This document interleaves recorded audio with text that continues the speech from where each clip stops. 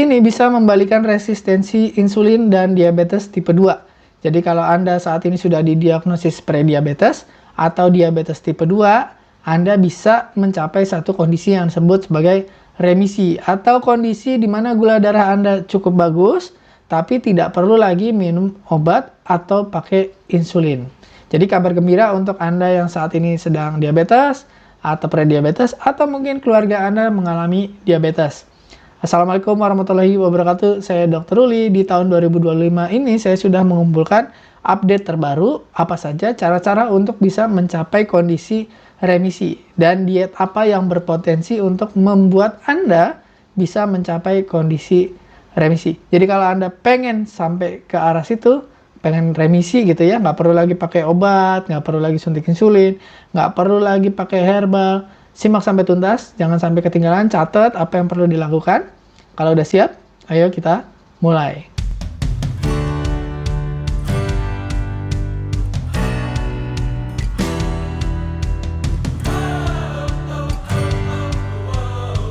Nah, sebelum kita bahas gimana caranya, kita bahas dulu apa itu resistensi insulin. Karena masih banyak orang yang salah paham. Resistensi insulin adalah tubuh kita tidak merespon terhadap insulin. Jadi kalau kita makan, terutama karbohidrat, gula itu masuk ke dalam tubuh, masuk ke dalam darah. Di dalam darah gulanya akan naik. Dan gula yang di dalam darah yang tinggi akan dimasukkan ke dalam tubuh kita, seluruh sel tubuh oleh insulin. Insulin adalah hormon yang diproduksi oleh pankreas, fungsinya untuk memasukkan gula dari darah masuk ke dalam sel-sel seluruh tubuh. Nah, tapi ada kondisi di mana namanya resistensi insulin. Tubuh-tubuh ini, sel-sel tubuh kita nggak mau lagi menerima insulin tadi, tidak mau terima lagi. Hasilnya, karena insulinnya tidak diterima, gula yang ada di darah tidak bisa masuk ke dalam sel tubuh. Makanya gula darahnya tetap tinggi dan tetap ada di darah gitu. Nah, kalau didiemin, ya resistensi insulin ini, gula darahnya tetap tinggi, itu akan menjadi prediabetes, menjadi diabetes tipe 2. Selain itu juga banyak risiko penyakit lainnya. Resistensi insulin tuh nggak cuma diabetes, bisa juga Alzheimer, bisa juga menjadi penyakit-penyakit autoimun, dan yang paling berat dari diabetes adalah komplikasinya. Jadi kalau Anda sekarang sudah diabetes, bisa komplikasi serangan jantung, stroke, dan sebagainya. Nah, kenapa kok bisa jadi resistensi insulin? Banyak teorinya, tapi salah satunya adalah karena misalkan resistensi itu karena terlalu tinggi dalam jumlah yang banyak dan waktu yang lama. Jadi kita makan, terus kita makan lagi, akhirnya insulinnya tinggi terus. Karena insulinnya tinggi terus, akhirnya tubuh kita akhirnya menolak terhadap insulin. Jadi males ya, karena terlalu banyak jadi insulinnya ditolak gitu. Dan salah satunya ditandai dengan lemak perut atau lemak visceral. Nah, ada dua teori tentang lemak perut. Jadi bisa karena resistensi insulin menyebabkan lemak di perut meningkat, atau lemak di perut yang meningkat ya. Jadi misalkan awalnya gula darah tinggi dimasukkan ke seluruh tubuh, salah satunya misalkan ke otot, ke liver, dan yang paling gampang itu masuk ke dalam sel-sel lemak yang ada di perut. Jadi misalkan udah masuk ke liver penuh, masuk ke otot penuh, masuk ke sel-sel lemak di bawah perut, biasanya itu tidak ada perlawanan. Tapi begitu sel lemak di bawah perutnya terlalu banyak ya, terlalu penuh, akhirnya nggak bisa masuk lagi. Akhirnya timbullah namanya resistensi insulin. Nah, yang kedua penyebabnya adalah tadi, karena produksi insulinnya berlebihan. Jadi kita makan lagi, apalagi makan yang manis-manis atau karbohidrat tinggi atau gula gitu ya.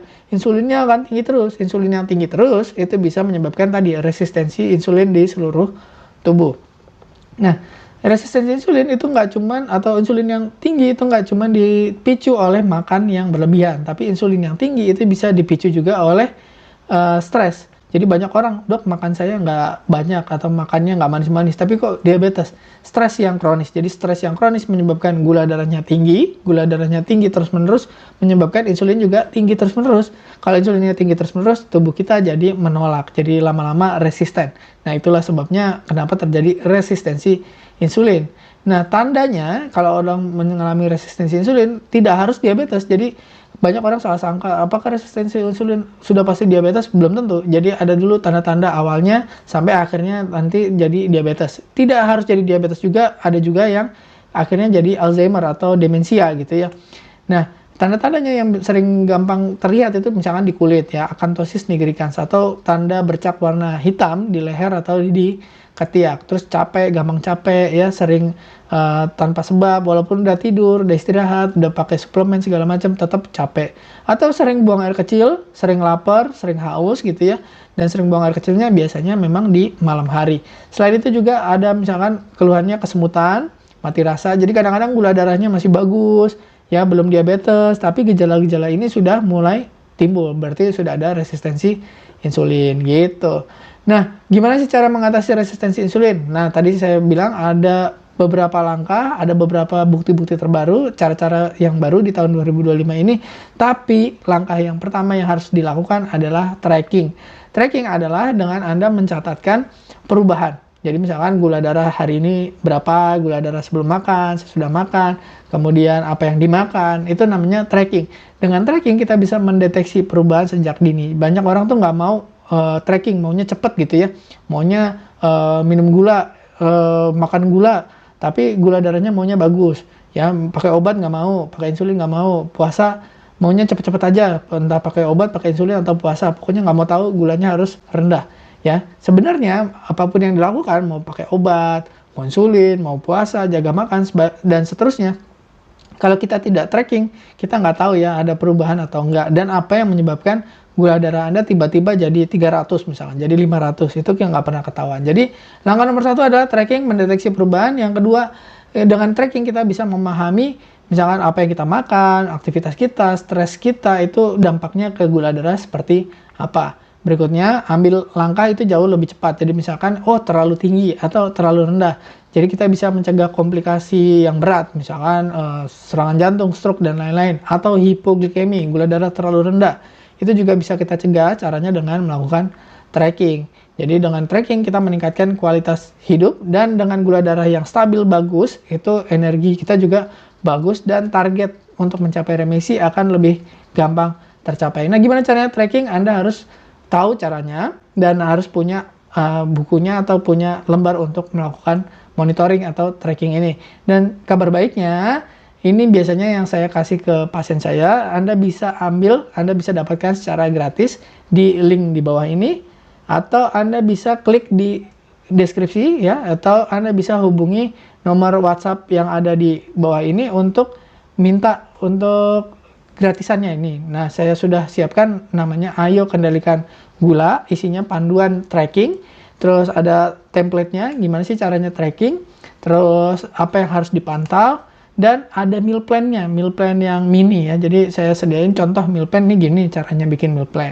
dan seterusnya. Anda bisa download gratis, silakan, jangan ragu-ragu, segera ambil, terus supaya Anda bisa ambil kendali atas gula darah Anda.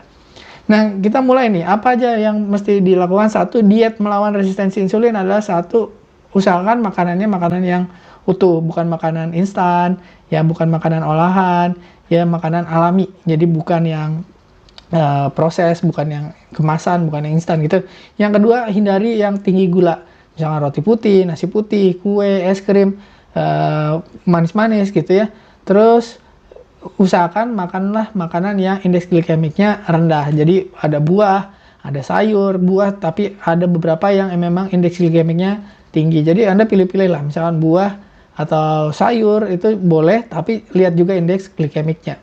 Yang kedua, makanlah makanan pendukung untuk kesehatan insulin. Ya, jadi apa aja tuh buah-buah yang antioksidannya tinggi, misalkan stroberi, jambu merah, kemudian blueberry, delima, dan lain-lain. Pilihlah sayuran-sayuran yang berwarna, karena sayuran yang berwarna ini biasanya mengandung antioksidan tinggi juga, misalkan bayam, kale, paprika merah, tomat gitu. Terus boleh nggak minum susu? Boleh ya, tapi dipantau juga gula darahnya, dampaknya gimana? Apakah sensitivitas insulinnya jadi lebih bagus atau gula darahnya turun, atau sebaliknya? Karena beberapa susu juga ternyata malah meningkatkan resistensi insulin, jadi gula darahnya malah naik. Berikutnya, cobalah makan makanan yang mengandung lemak sehat. Nah, sumber lemak sehat bisa dapat dari minyak zaitun, alpukat, biji-bijian, atau dari ikan yang berlemak, misalkan ikan salmon, makarel, ikan kembung, ikan patin. Itu bisa membantu meningkatkan regulasi insulin. Jadi sensitivitasnya akan naik, ya resistensinya akan turun. Langkah keempat, olahraga dan gaya hidup sehat. Banyak orang maunya jaga makan aja tapi olahraganya nggak mau. Ini berat juga ya. Jadi Anda harus semuanya sebagusnya. Bagusnya itu semuanya dilakukan. Kenapa? Dengan semakin banyak bergerak, itu misalkan naik tangga, terus setelah makan jangan diam aja, mau jalan, mau gerak, itu gula darah setelah makan akan lebih bagus. Ya, dengan kita gula darahnya bagus, berat badannya akan bagus juga gitu. Jadi biasanya orang yang aktif itu bisa menurunkan berat badan 5-10%, penurunan berat badan 5-10% itu meningkatkan sensitivitas insulin, jadi gula darah harian bisa jadi lebih bagus. Jadi misalkan Anda gula darah puasanya naik turun nggak jelas, atau gula darah setelah makannya juga kadang lonjakannya tinggi sekali, selain Anda lihat makannya, lihat juga aktivitas. Karena massa otot yang bertambah, massa otot kita besar gitu, kapasitas otot untuk menerima insulin, menerima gula juga besar. Jadi gula darah akan turun. Tapi kalau ototnya nggak pernah dilatih, ototnya kecil, nggak mau olahraga, kemampuan otot untuk menerima gula dan insulin itu juga akan rendah. Akhirnya gula darahnya masih tinggi aja gitu. Yang berikutnya yang nomor 5 yang saya suka juga dan sering saya rekomendasikan ke pasien itu adalah dengan puasa atau intermittent fasting.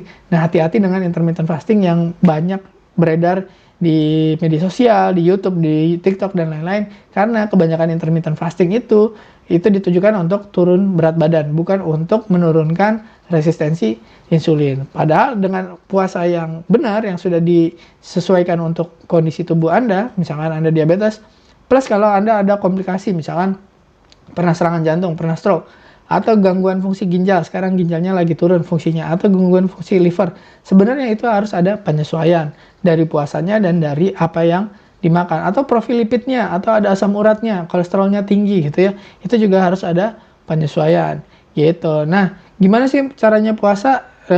Sebenarnya cuman melewatkan waktu makan aja, misalkan makan pagi atau makan siang, atau 2 makan atau 3 kali makan yang di skip, cuman gitu aja. Cuman gimana caranya supaya sampai ke gula darah yang diharapkan, itu memang tidak sama dengan cara untuk kita turun berat badan dengan intermittent fasting. Makanya saya bilang, kalau Anda biasa pakai intermittent fasting, terus Anda puasa untuk menurunkan gula darah atau untuk mencapai remisi, itu jadi bingung. Biasanya gitu. Karena di intermittent fasting itu banyak istilah-istilah yang misalkan Anda sudah jago, udah pintar di intermittent fasting, begitu Anda nyoba untuk puasa resistensi insulin, itu Anda jadi bingung. Jadi saran saya adalah ketika Anda mau puasa resistensi insulin, konsultasi dulu, atau Anda lupain dulu ilmu yang lama ya. Pakai ilmu benar-benar yang untuk menurunkan resistensi insulin atau menurunkan gula darah. Caranya gimana? Saya sudah pernah buat videonya, yaitu rahasia diabetes. Nah, linknya juga nanti saya taruh di deskripsi di bawah. Jadi Anda tinggal klik, tinggal pencet ya, tinggal lihat videonya. Oke, gimana cara puasanya. Terus yang keenam adalah tes untuk insulin resistance. Jadi kadang-kadang belum ada peningkatan gula darah atau gula darahnya nggak turun-turun, coba deh tes insulinnya. Jadi kadang-kadang gula darah fluktuasinya besar atau tidak terlalu terlihat, itu tapi kita bisa lihat dari kadar insulin. Jadi selain kadar glukosa atau kadar gula darah, kita juga bisa ngecek di kadar insulin. Kalau gula darahnya belum kelihatan terlalu tinggi, tapi kita sudah curiga ada resistensi insulin, yang dicek adalah insulinnya. Tapi kalau gula darahnya udah tinggi, ya kita pantau adalah gula darahnya untuk ngecek. Tapi lanjutannya bisa kok nanti dicek insulin juga. Yang ketujuh adalah medikasi atau pakai obat, dan pakai obat alternatif atau herbal yang alami. Gitu, misalkan metformin itu sebenarnya paling mudah, paling murah, dan efek sampingnya sebenarnya paling ringan. Tapi kalau Anda sudah ada gangguan misalkan fungsi ginjal, terus pernah serangan jantung, pernah stroke, memang metformin harusnya diganti dengan yang obat lain yang memang disesuaikan dengan kondisi komplikasinya. Terus Anda juga bisa pakai berberin atau kayu manis karena memang sudah terbukti untuk menurunkan gula darah. Tapi perlu saya garis bawahi, berberin itu fungsinya atau cara kerjanya hampir sama seperti metformin. Jadi jangan sampai Anda double-double. Jadi misalnya metformin plus berberin itu gula darahnya bisa ngedrop banget. Atau Anda, saya nggak minum obat dong, saya cuma pakai herbal. Tapi sebenarnya Anda minum herbal yang kalau coba di stop herbalnya, apakah gula darahnya naik. Jadi kalau herbalnya di stop, gula darahnya naik, itu Anda sebenarnya belum sembuh. Anda itu hanya mengganti obat, misalkan metformin, glimepiride atau apa, diganti dengan herbal. Jadi sama aja. Jadi Anda lepas dari obat, terikat lagi atau tergantung lagi dengan herbalnya. Kira-kira gitu apa diet yang terbaru misalkan 2025. Saya sarankan kalau Anda tidak mau jaga makan, Anda nggak mau puasa, Anda nggak mau remisi, coba deh teratur minum obatnya, teratur pakai insulinnya untuk mencegah komplikasi. Tapi memang ada beberapa kasus, walaupun udah bagus gula darahnya, sudah pakai insulin, pakai obat gula, tapi komplikasi bisa tetap terjadi. Kenapa? Karena resistensi insulinnya masih tinggi. Resistensi insulin yang tinggi, peradangan di seluruh tubuhnya itu masih terjadi. Cari sebisa mungkin remisi gitu sebenarnya solusinya. Terima kasih sudah menyimak. Semoga bermanfaat. Bagikan ini ke orang-orang yang kira-kira butuh ya. Mungkin Anda sendiri, saudara, teman, orang-orang yang Anda kasih yang sekarang lagi diabetes pengen sembuh gimana. Ingat langkah pertama adalah tracking. Ingat linknya sudah saya sediain, tinggal download, tinggal ambil gratis. Kalau masih nggak mau juga, ya udah terserah. Terima kasih sudah menyimak. Semoga bermanfaat. Saya Dr. Leo. Assalamualaikum warahmatullahi wabarakatuh. Terima kasih telah menonton hingga selesai. Jangan lupa tulis pendapat Anda di kolom komentar. Saya Dr. Ruli dan saya sangat senang bisa belajar dan berbagi dengan Anda. Salam hidup sehat dan mulia. Jangan lupa tekan tombol like, subscribe, lonceng notifikasi, dan ikuti media sosial kami sehingga Anda tidak akan melewatkan ilmu berguna lainnya dari kami. Sampai jumpa di video berikutnya.